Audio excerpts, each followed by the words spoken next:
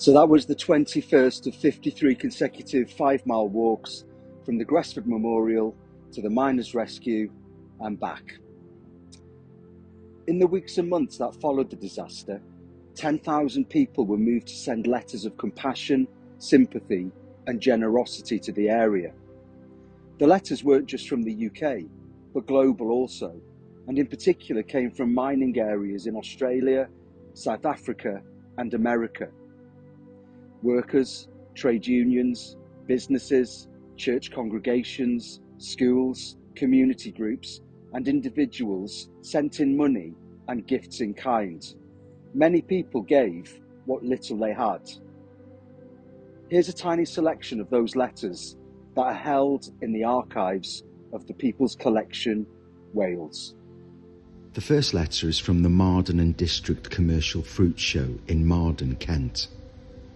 I am instructed by my committee to inform you that 2 lorries will arrive in Wrexham on Sunday morning early, loaded with about 6 to 8 tons of apples that will all be sound good fruit and will store for a short time if necessary.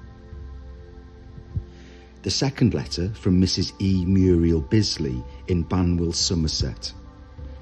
Dear Sir, I have much pleasure in sending you this black coat for one of the widows in your town.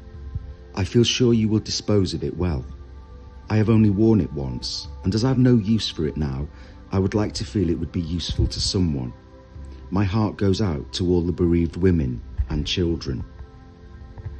I am a widow myself, my husband having been killed in France in 1916, so I know what sorrow and loneliness means, and I should like to know the name of the recipient if it's possible, so that I could write to her, as I feel I should like to be in touch with one who I know is terribly lonely and desolate.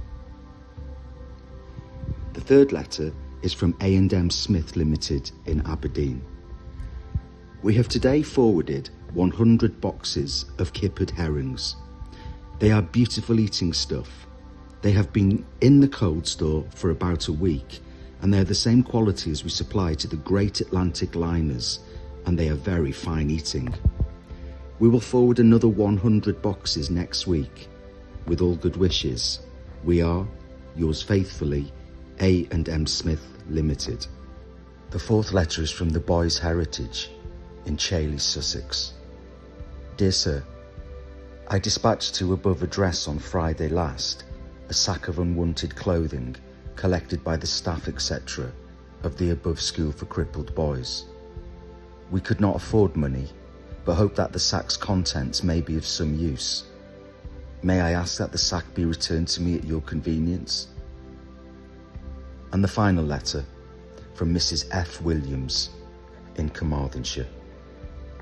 Dear Sir, will you please accept this parcel of clothing towards helping some poor family in their grief, loss and sorrow caused by the terrible pit disaster at Gresford?